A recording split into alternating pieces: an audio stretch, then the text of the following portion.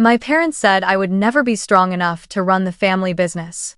In their eyes, my golden sister was the perfect child, the one destined to inherit and take Carter and Daughters to the top.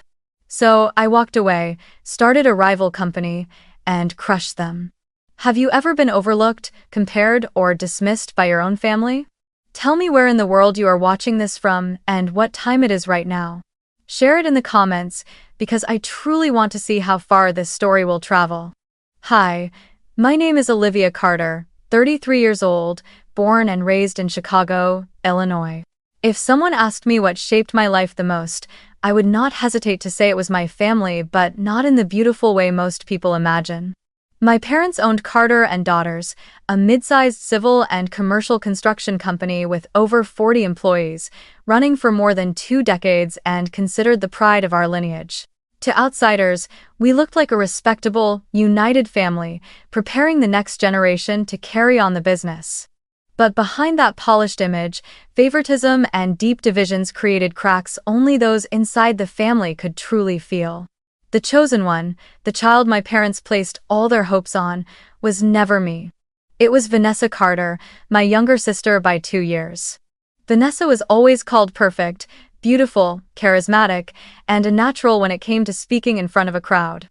Even in high school, she shined like a star. Vanessa was captain of the cheerleading team, always smiling radiantly in yearbook photos, surrounded by a wide circle of friends. Meanwhile, I, the eldest daughter, chose a quieter path. I spent most of my time in STEM labs, joined math and science clubs, and competed in academic tournaments. I earned full scholarships, collected medals and awards, while Vanessa was celebrated simply for her looks and charm. Evenings at home often turned family dinners into invisible stages of comparison. My father would recount meetings with business partners and conclude that Vanessa had natural leadership qualities, simply because she could make people laugh easily. My mother would gently add, "She has the Carter charisma running in her veins." And when it came to me, they only offered shallow praise. Olivia is good with numbers, she can do the behind-the-scenes work. Not once did I ever hear the word leader attached to my name. I still remember one night during my senior year of high school. I had just received an invitation to attend a competitive summer engineering program for outstanding young women. Excited, I brought the letter home, expecting my parents to beam with pride. But at dinner, my father barely glanced at the paper before setting it aside, steering the conversation to Vanessa being chosen as the face of the cheer squad for the spring festival. "That's what really matters," he said. "She knows how to show up in front of people, how to build credibility. Olivia, you're fine as support, but not everyone is meant to lead. You're too soft." His words landed in my ears like a final verdict. In truth, I never completely blamed Vanessa.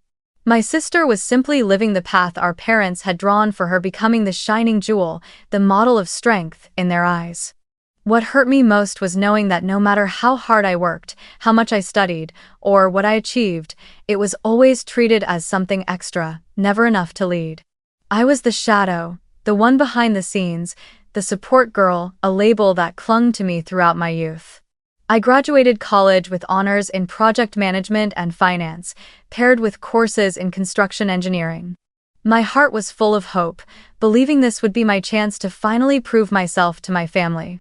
The day I returned to Carter and Daughters, standing before the old office building with its bronze sign faded by time, I felt certain that my preparation would bring real change. I walked in with my laptop in hand, carrying a head full of ideas, streamlining processes, cutting costs, improving efficiency. Yet, from the very first days, I realized that my passion was nothing more than a small flame, surrounded and smothered by the cold walls of prejudice and stubborn tradition.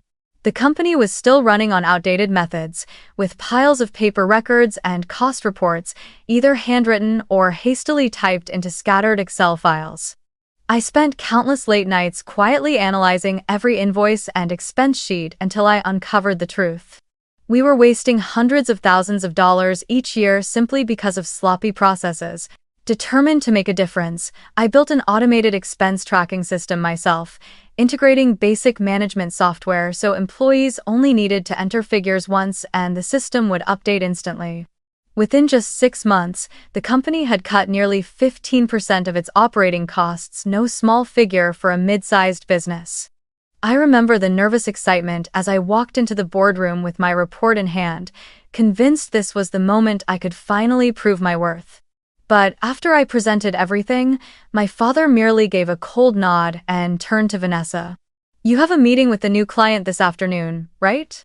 Remember to wear the blue dress. It suits you perfectly." The entire room laughed, while I sat frozen, my accomplishment discarded like an unnecessary footnote.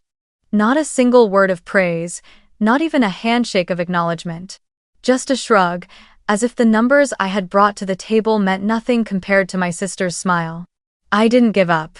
I pushed forward with a proposal to implement ERP, a full enterprise resource planning system that would connect every department, from accounting and HR to construction. I drew process maps, broke down the benefits in detail, even found a software vendor willing to give us a free trial. But my father's response was always the same. "Construction is about strength, Olivia. It doesn't live on a computer screen. Don't turn this company into a pile of complicated software." He said it with irritation, as if my ideas were nothing more than an attempt to dismantle the traditions he had worked so hard to build. While I struggled each day to modernize the company, Vanessa drifted through her responsibilities like a gentle breeze. She was often late or absent from critical meetings. Whenever I hinted that this hurt our progress, my parents instantly defended her. "She's busy networking with clients, and that's just as important." I looked around the conference room and saw colleagues' hesitant eyes. Some wanted to nod in agreement with me, but they stayed silent, knowing exactly where the real power lay. One time, during a key strategy meeting, Vanessa showed up nearly 40 minutes late. I was almost finished presenting the entire project plan, complete with cost charts and detailed timelines. The door opened, and she walked in with a radiant smile, her hair softly curled, her fitted dress drawing every pair of eyes in the room. My father immediately stopped me. "Let's wait for Vanessa to settle, then we'll continue." I sat down, and he turned to her with a proud smile. "Daughter, today you look every bit like a natural leader." With just a smile, Vanessa captured the entire room, while my week of sleepless nights was brushed aside like an assignment that held no value. Months passed, and the label support girl stuck to me tighter and tighter. I was the one behind the scenes, silently clearing the way for others to step onto the stage. I handled crises when projects fell behind schedule, resolved contract disputes, and balanced the budget when costs spiraled. But when success came, the spotlight always shone on Vanessa. She only had to show up with a charming smile, raise a glass at company parties, and she was immediately hailed as the future of Carter and Daughters. Many nights I lay awake, wondering where I had gone wrong. I had the degree, the experience, the vision. I loved construction not just for the numbers but for the value it brought to the community, schools, hospitals, buildings where people live and work. Yet in my family's eyes, all of that turned me into someone who was good with numbers, but not strong enough to lead.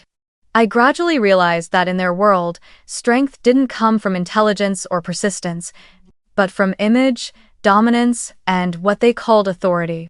By that definition, I was never considered worthy. The longer it went on, the more I felt imprisoned in a role that was never mine. I was like a hidden gear in a machine, keeping everything running smoothly yet never being seen. No matter how much I turned, the spotlight always belonged to Vanessa. And in that silence of being dismissed, in that ever-thickening shadow, a small flame inside me began to spark on a night that was supposed to be a family celebration.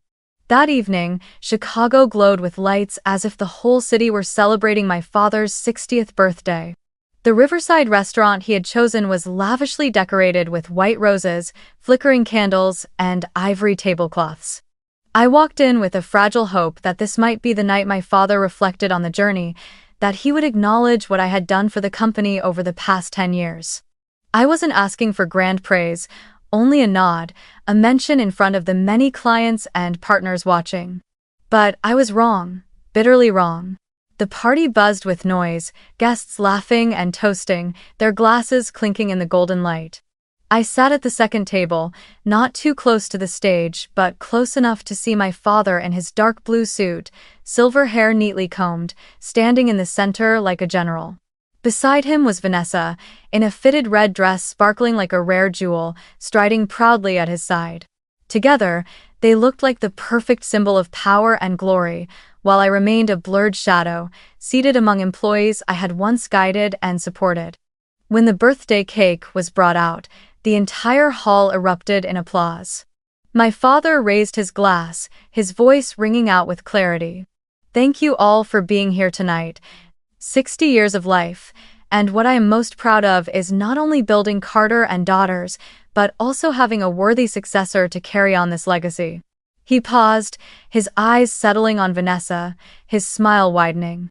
From this day forward, Vanessa Carter will officially be prepared to become the next CEO of Carter and Daughters. The sound of clapping burst like thunder, cheers echoing in my ears like sharp blades. I froze, my heart pounding wildly, my hands trembling beneath the table. 10 years of effort, those sleepless nights in the office perfecting plans, those times I pulled the company back from disastrous contracts, all of it vanished in that single moment. Not one mention of my name. Not a single word of thanks. Only the cold silence reserved for the daughter deemed unworthy. I remember the lump in my throat as I watched Vanessa step onto the stage, accepting hugs and congratulations. She smiled radiantly, raising her glass as if the future already belonged to her.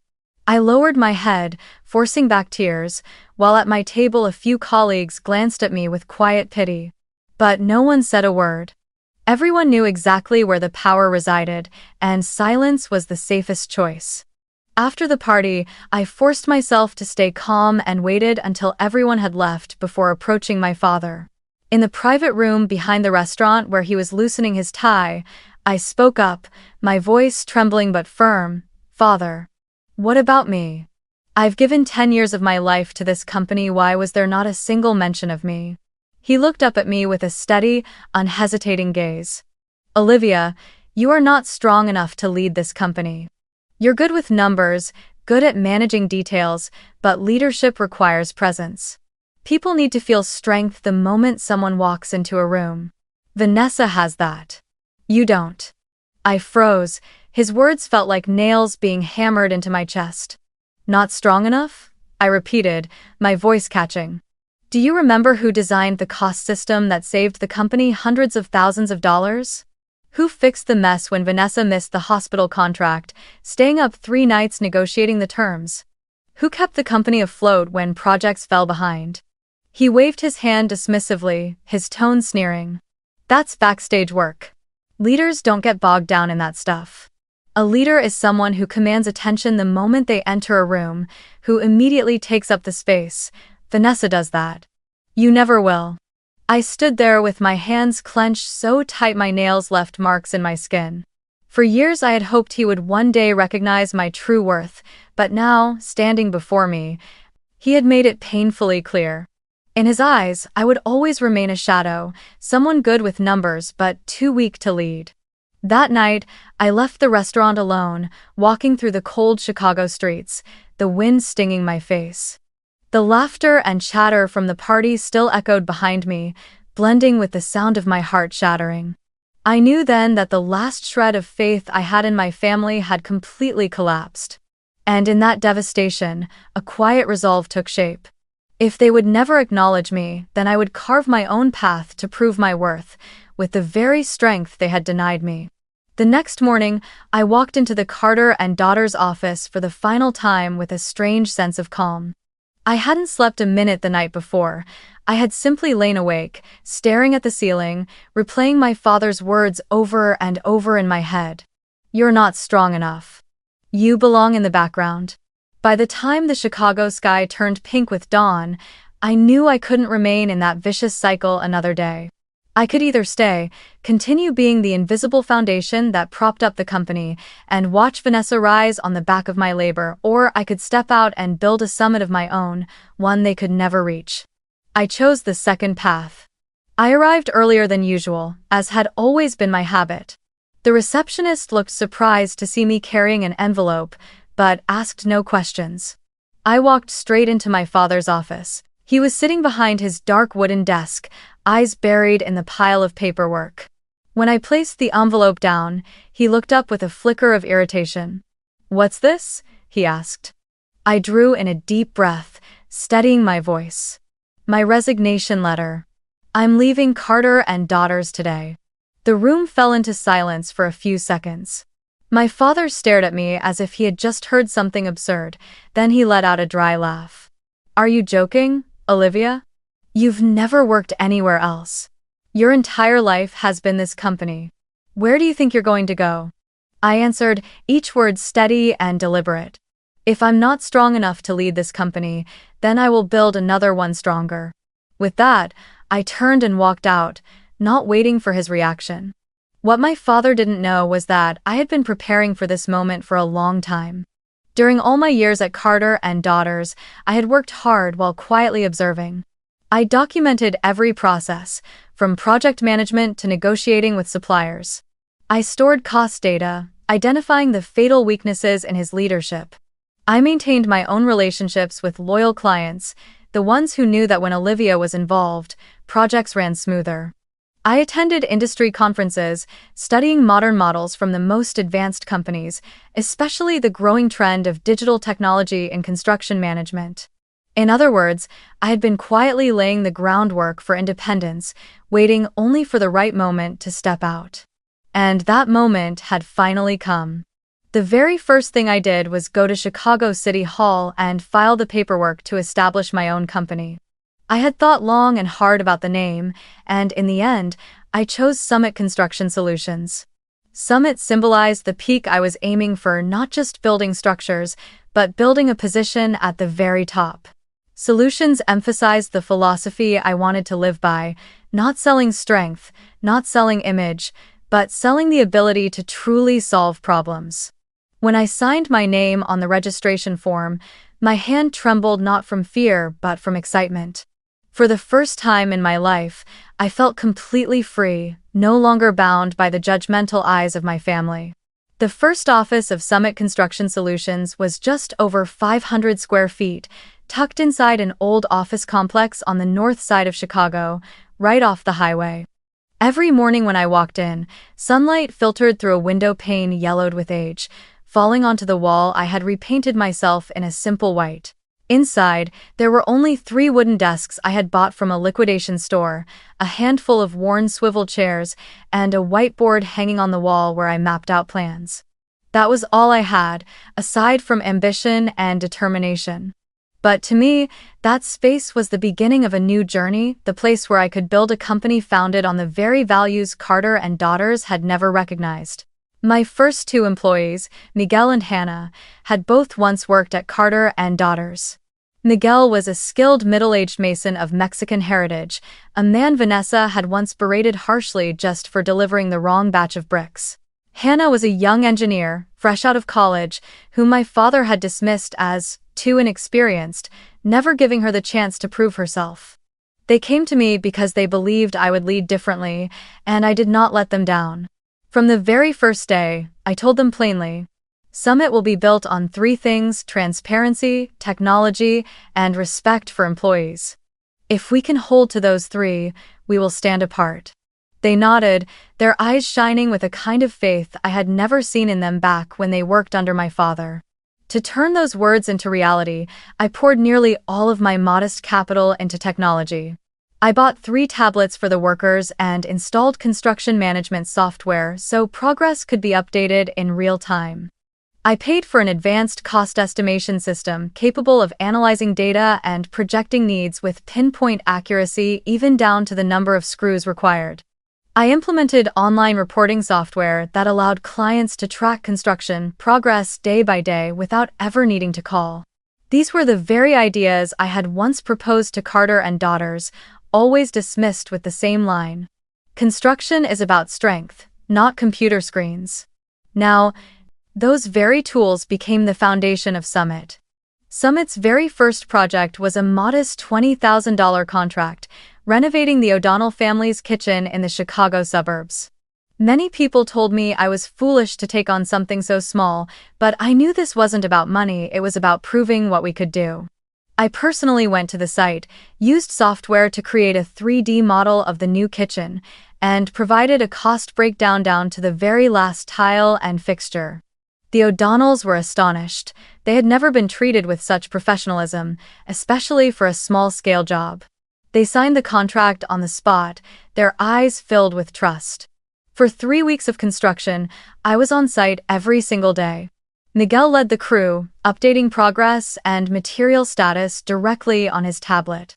Hannah oversaw the technical details, ensuring every measurement aligned with the design. As for me, I was both manager and motivator, bringing coffee to the team in the early mornings, sitting with them to troubleshoot whenever issues arose. Not a single step was overlooked, not a single promise left unkept. When the kitchen was finally completed, every tile gleamed under the lights, every cabinet door fit seamlessly without a gap. The O'Donnell family could hardly believe their eyes. At their small celebration dinner in the brand new kitchen, Mrs. O'Donnell held my hand, her eyes brimming with tears. "Olivia, this is the first time I felt a contractor treated us like people, not just a wallet. Thank you." Her words meant more to me than any check. They even shared photos of the finished kitchen on social media, posting a heartfelt endorsement of Summit. Before long, that post spread across the local community. The phone in my tiny office wouldn't stop ringing calls from neighbors, their friends, even a few small business owners curious about this brand new company making waves. That night, when I returned to the office, I sat alone under the soft yellow light, staring at the whiteboard where I had written the words, Summit. Transparency, technology, respect. A powerful sense of conviction rose in me like never before. I was on the right path. We had only just begun, but the difference was already undeniable. Carter and Daughters might have history, a long-standing reputation in the industry, but they didn't have what I had planted from the very first day. The absolute trust of clients and the loyalty of employees. And I knew, from that single $20,000 kitchen renovation, Summit would climb to heights they could never reach. After the kitchen project's success, I knew I couldn't remain in the small contract cycle. If Summit was going to stand apart, I had to choose a road Carter and Daughters had never dared to take. My father always focused on residential homes, housing developments, and the occasional simple commercial project. He avoided jobs with strict standards like healthcare and education. Too much hassle, too many regulations, not worth the effort, he would say, and let opportunities pass by. But to me, that avoidance created a gap I could step into. I believed that with technology as our backbone and transparency as our method, Summit could meet the high demands most traditional companies shied away from. I threw myself into studying the construction standards for hospitals, clinics, and schools. Night after night, I read OSHA guidelines, infection control requirements, and the specialized ventilation systems needed in medical facilities. Hannah took on the research of technical codes, while I attended every workshop offered to contractors interested in bidding on public projects. Miguel reached out to friends in the trades to find workers willing to test themselves on more demanding jobs. For months, we worked relentlessly, as if preparing for the most important exam of our lives, an exam where the reward wasn't just a contract, but a new place in the industry. The opportunity came when a large private clinic in the Chicago suburbs announced plans to renovate its entire infrastructure.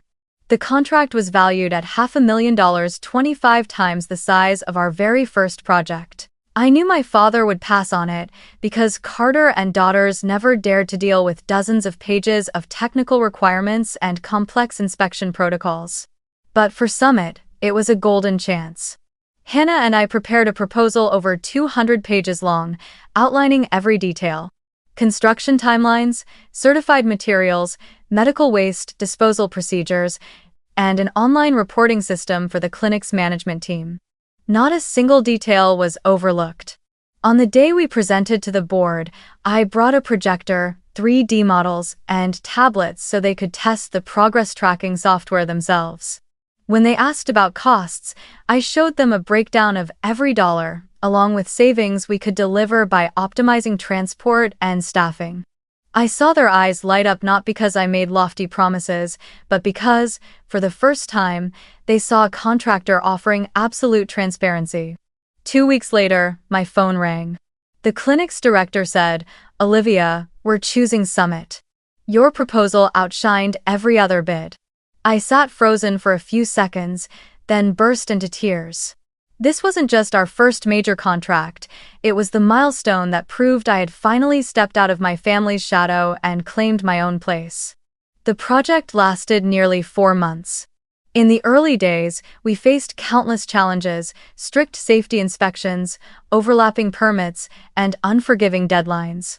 But thanks to our modern management system, every step was monitored in real time. Each morning, Miguel updated progress on his tablet. Each evening, Hannah sent automated reports to the clinic. I personally met with the management team every week, showing them that we were running 2 weeks ahead of schedule. And when the project wrapped, the final numbers stunned everyone. We not only delivered early, but we also saved 10% of the projected budget.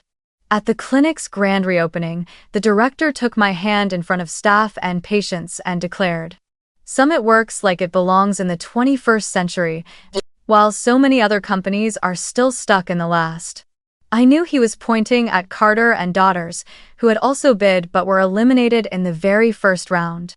His words spread quickly through the community, becoming the most valuable advertisement I could ever ask for, a testimonial from a tough client who was completely satisfied. After that success, the phone in my office almost never stopped ringing. Schools, health centers, even a small suburban hospital reached out to inquire. They weren't just looking for a contractor, they wanted a partner who understood responsibility, who offered transparency in every expense, and who could meet the highest standards. Summit, once an unknown name, was suddenly becoming the top choice in the very field my father had always avoided. After the clinic project's resounding success, I knew Summit couldn't stop there. To grow sustainably, we had to break deeper into the market that had long been Carter and Daughters' bread and butter, the longtime clients I had personally served while working for my family. These were manufacturers, retail chains, and office building managers across Chicago and the surrounding areas. I knew each of them well, their worries, their frustrations, because for 12 years I had been the one behind the scenes preparing reports, answering midnight phone calls, and fixing problems when projects went off track. Carter and Daughters had earned their contracts partly because of its long history, but keeping them satisfied was largely the result of my invisible labor. And now, standing on my own, I was ready to knock on their doors again, but this time as a true leader.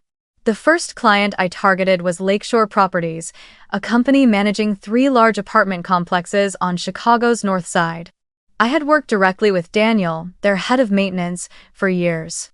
I still remembered how often he complained that Carter and Daughters only reacted when problems arose, patching things up instead of offering long-term maintenance solutions. This time, I set up a meeting with him and brought Summit's new proposal. Sitting across the table, I introduced the concept of predictive maintenance, using software to monitor the life cycle of materials and equipment, creating replacement schedules before failures happened.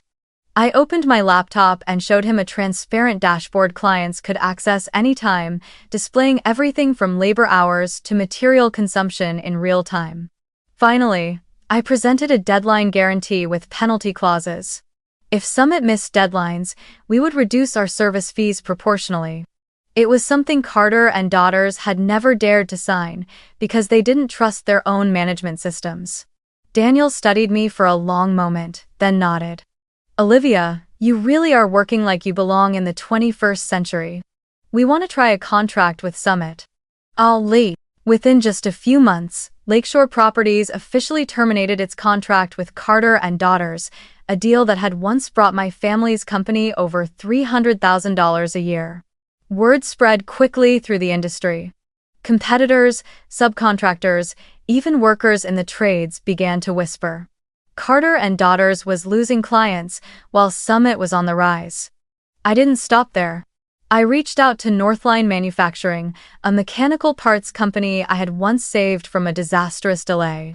I reminded them of that night when I stayed up calculating a new delivery schedule so they could meet their deadline.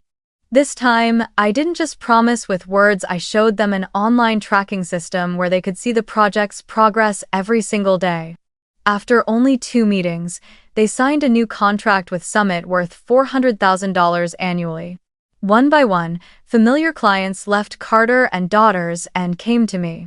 Not because I was cheaper, in fact, my prices were often equal to or higher than theirs, but because I offered what they had long craved: transparency, certainty, and the feeling of being respected.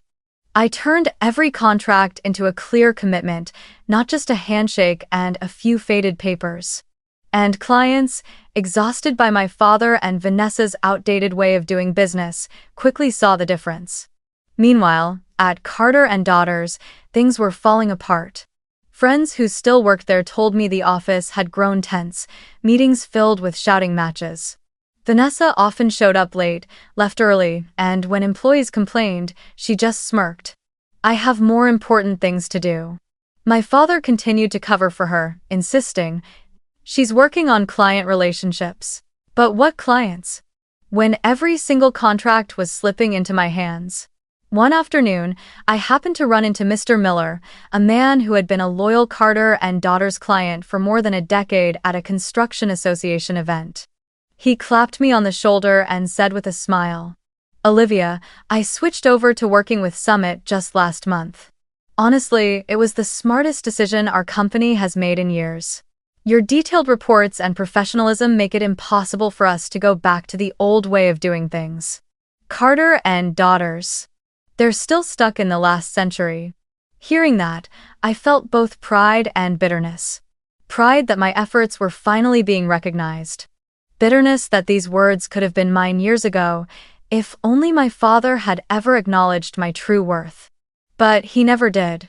Even as the company began losing major clients and revenue plummeted, my father refused to admit his mistakes. He clung to the illusion that Vanessa just needed more time to prove herself. He still told everyone that Summit was nothing more than one of my impulsive whims, that soon I would fail and come crawling back for forgiveness. But numbers don't lie, and the day was fast approaching when I would force him to face that truth. One late afternoon in March, as I was meeting with Hannah and Miguel in the small conference room of our new Summit office, the receptionist knocked on the door, her voice trembling. "Olivia, there's a man here asking to see you. He says he's your father." I froze, my heart pounding, then nodded. "Let him in." The door swung open, and my father stepped inside, once a towering figure, now looking gaunt, his silver hair disheveled, his face flushed with anger. He didn't bother greeting anyone. He just stared at me, his eyes blazing. "You really are a traitor. You're tearing apart your own family's company." I took a deep breath and rose from my chair. "Father, please sit." He refused at first, standing rigidly with his fists clenched.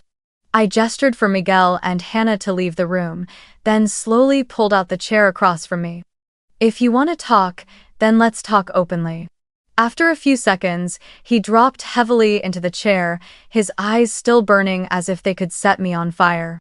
"You stole my clients. You lured away my people. You've done everything you can to destroy Carter and Daughters. Do you think that makes you proud?" I opened my laptop, turned the screen toward him, and spoke calmly. "You call it betrayal, I call it fair competition. And here are the facts." I clicked, and charts appeared. In the past 2 years, Carter and Daughters' revenue has fallen 40%. Profit margins once at 10% are now down to 2%. Loyal clients, those who stayed for more than a decade, have left at a rate of 70%. I paused, locking eyes with him. "You can deny me, but you cannot deny the numbers." His face shifted, but he still tried to cling to an excuse. "This is all because of you. You stole clients, you played dirty behind my back." I gave a cold, thin smile. If Summit weren't better, they never would have left Carter and Daughters. "Do you want to know why they chose me?" I clicked to the next slide, revealing Summit's figures. In the same period, Summit grew 300%. Our profit margin is 20%. Our client return rate is 95%. Do you see the difference? Not because I stole anything, but because we deliver better. more transparent, more modern, more respectful. His hands trembled, but he said nothing. I pressed on, my voice firm. I'm not standing in the background anymore. I am the one they trust. I don't just crunch numbers, I lead an entire team. And the most important part is this. I did it without your favoritism, without your hand propping me up. I earned it all on my own. He suddenly shot to his feet, his voice sharp and cutting. You think you're so great, you only have what you have because you learned it from me. Without Carter and Daughters, where would you have gotten your experience? Your clients? I met his gaze, and a wave of pain mixed with pride rose inside me. You're right, I did learn from Carter and Daughters, but I didn't learn favoritism. I didn't learn how to deny the people who deserve a chance.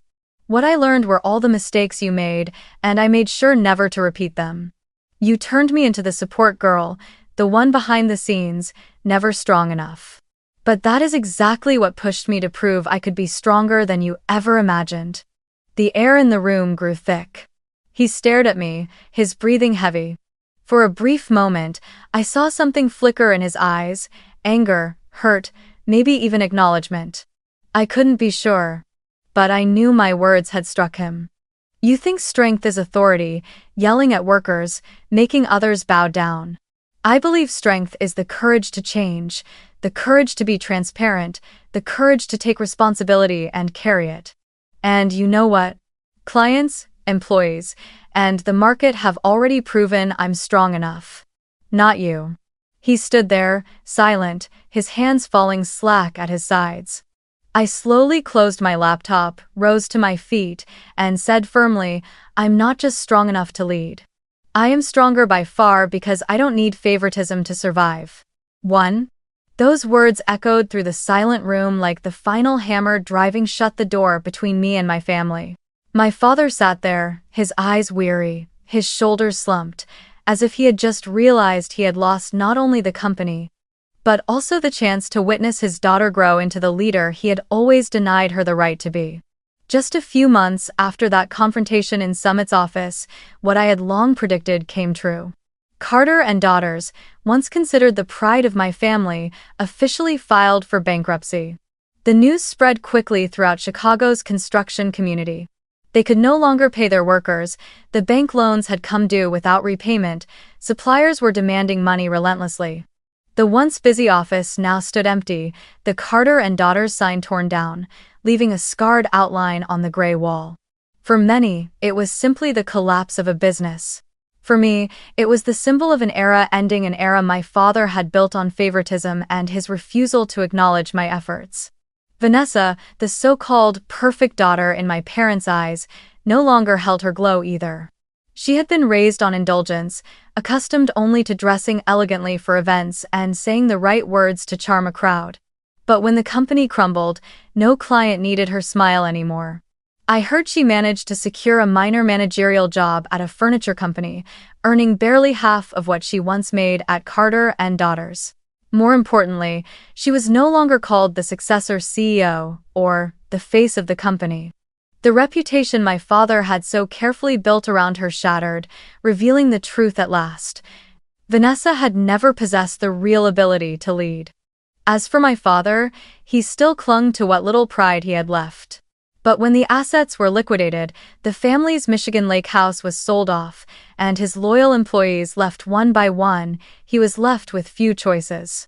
One evening, as I was in the office reviewing the progress of a new project, my phone rang. Seeing Dad on the screen, I hesitated for a few seconds before answering. His voice was hoarse, weary. Olivia, I wanted to ask, does Summit need a site supervisor?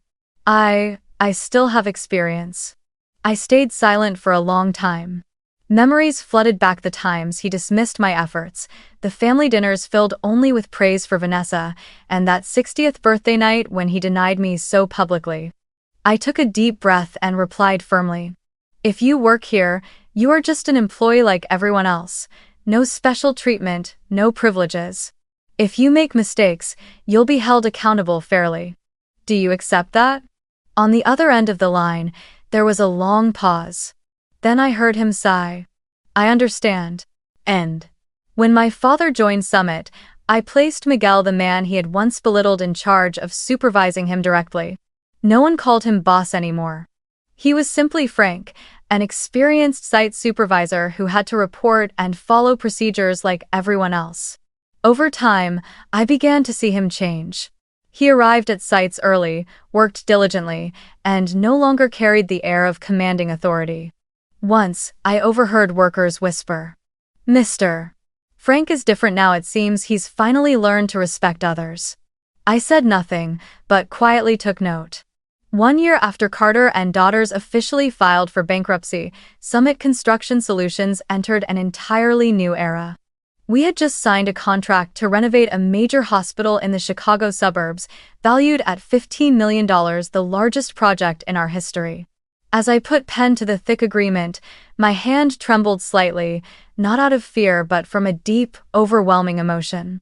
From a small 500-square-foot office with 3 second-hand wooden desks, Summit had grown into a name mentioned in boardrooms of leading healthcare corporations. I remembered how my father once told me I was not strong enough to lead, and yet here I was, guiding a team of 35 people through multi-million-dollar projects in a field he had never dared to enter.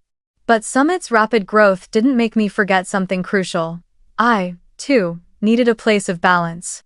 I bought a small house by Lake Michigan, about an hour's drive from downtown Chicago. The house wasn't large, just a little garden in front and a path leading down to a soft sandy beach. On weekends, I spent hours with my hands in the soil, planting lavender and cherry tomatoes. Watching new shoots push through the earth day by day gave me a peace that money and success could never buy.